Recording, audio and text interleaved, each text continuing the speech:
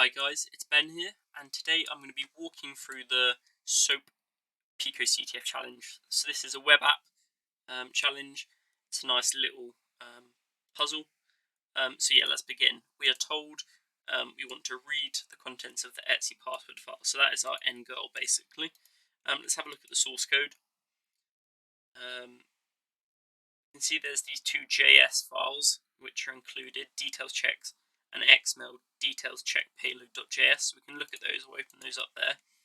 There are also post requests being sent on the detail form to this data endpoint.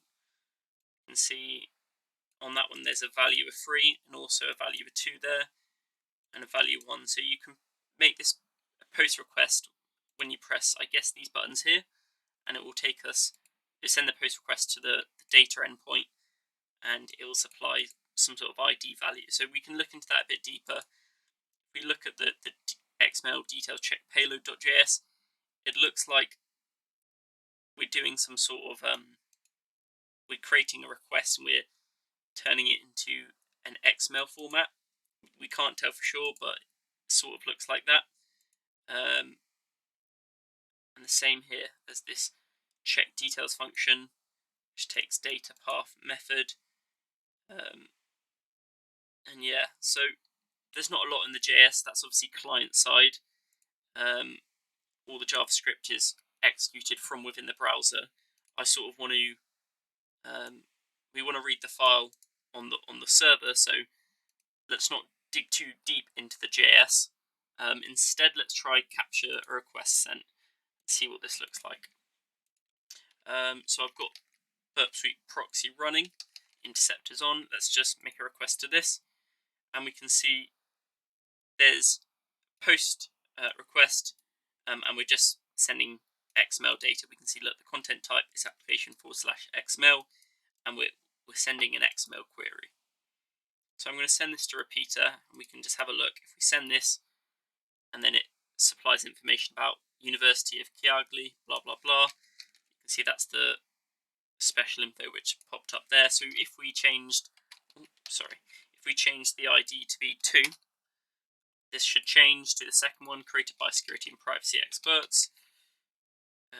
Let's just verify this. If you press this one, created by security and privacy experts. So that's how it's choosing that message to display on the screen. When we click on each of the buttons, it's changing the ID, sending that as an XML query, and getting the response back. When I saw this XML query being sent across, I immediately thought XXE, or XML external entity injection. So we are able to control an XML query sent. This will be sent to the server. It will be dealt with on the server side, executed on the server, and then the response will be returned to us. We can do something called introducing a entity, or an XML entity. This is basically creating our own variable in the XML world.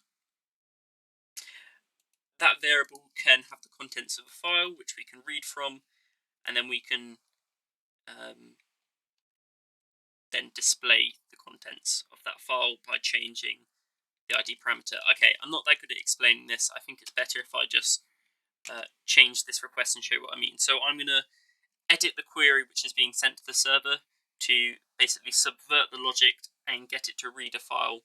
In this case, we're looking for the XXE password file. So to do this, I'm going to introduce another line of XML, and this is just going to set up an XML entity, or you can think of XML entities as just variables.